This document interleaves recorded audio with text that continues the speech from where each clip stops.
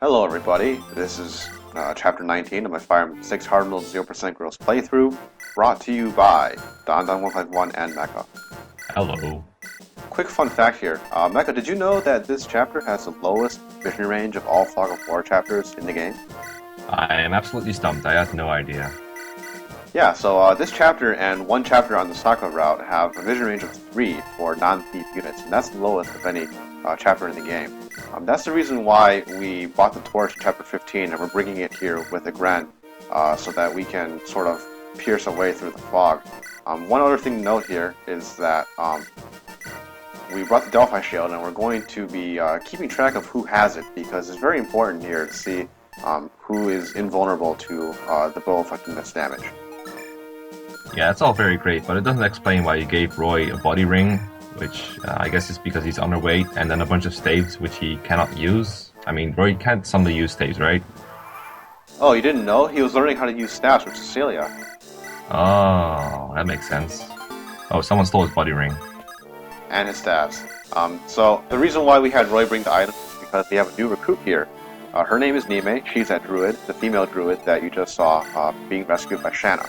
And we are very hyped to have her because she is one of the most important units in this run. And even in low turn count playthroughs with growth, she's one of the most central units in the game. Yeah, Niime is very, very strong, even though in growths you would think she's not very good because her growths are awful and she only has like 2 levels to grow regardless. But what she does carry is A staves, A dark, and some decent stats besides her HP and defense, which are really horrible. But she has some high magic, and the thing about dark magic and A staves is that not that many people can use them, so she adds a lot of utility to the table.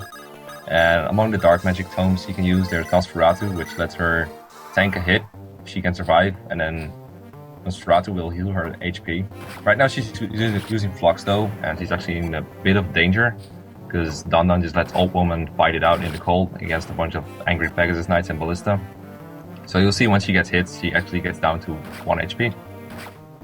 Well, she's used to it. You know, Bill's character. That's my excuse for everything, actually. So, no, the reason why we need Niime to fight so much here, not only because she's effective against these Pegasus Knights, because Pegasus Knights suck, and Niime has decent offensive stats.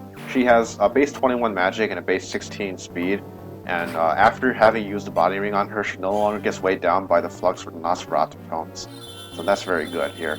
No, the reason why we need Niime to engage in so much combat is because we want her to reach S-rank dark tomes, and to do that she needs 50 weapon experience, and that's a little hard to come by when you're as frail as she is. Like, we only have one Nosferatu tome, and it only has 20 uses, so obviously she can't get S-rank dark on Nosferatu by itself. So she has to engage in some risky combat here. But it's the best place for it because there's just so many enemies that don't defend her very much at all. And they prefer attacking her because her defensive capabilities are terrible. Yeah, she gets a bonus in Avoid from the fort, in addition to defense that allowed her to survive the turn to begin with. So she's not in as much danger as it might seem. We do need to awaken her here though, because she was just put to sleep. Restore is not a staff that Niime can contribute to the team should the need arise, so she's very versatile.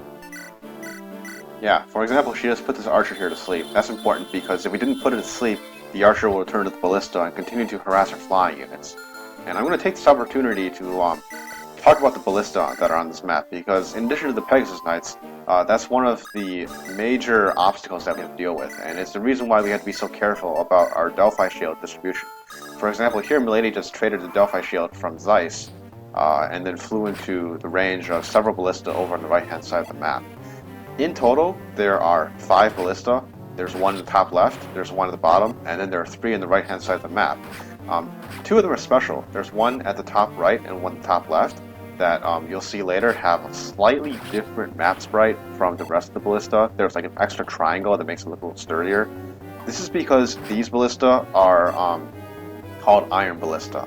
And they are special in that they have 3 to 15 range instead of 3 to 10 range. And they also have 13 might instead of 8. So against a flyer that doesn't have the Delphi Shield equipped, they have a huge 39 effective might, which means that even for very bulky units like Zeiss and Tate, they take a lot, Zeiss and Milady, they take a lot of damage, and a unit like Tate would get 1-hit KO'd by it. Yeah, the other two can barely survive, but if they have to face honor enemies in addition to the Ballista, or they have to face two Ballista, they can't survive that enemy phase. So you want to take care of those Ballista in some way. And one of the ways to do that is to use the Sleep Staff, or just kill the Ballista, or use the Delphi Shield to ignore them pretty much. So the rest of the map is pretty much just a mountain range, which is once again why we want those flyers to make shortcuts for us. We see Niime is actually trading her way her staves, which is pretty interesting. You may remember from Chapter 16X that enemy silence users don't target the player magic users who don't have any staffs. Now that druid that you see at the bottom right hand corner of the screen, he has a silence staff. So we don't want Niime to be silenced. Now the druid will go for Cecilia instead, and we don't care if Cecilia gets silenced because she's not going to be doing much for the rest of the map. Yeah, so what Milady is doing right here is she's carrying Igrene to the fort close to the boss, because the boss is once again a flyer, and it's one that's not fortunate enough to have money for a Delphi shield, which means that once again we will have a sniper one round killing a boss.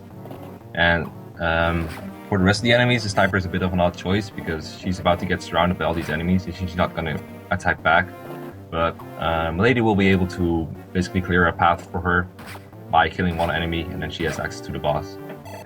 Yes, and like Niime earlier, Igrene is not at a huge risk of being killed here because she gets a plus 20 avoid bonus from the fort, and most of these enemies have fairly inaccurate weapons like javelins for these knights and steel lances for the cavaliers. It's really nothing to worry about. I'm going to point out right here that the reason why we had Igrene use the torch at the very beginning of the map is because if she didn't use a torch, then on the next player phase, she won't be able to see the boss. And you have to be able to see the boss in order to target the boss, in order to kill her on player phase.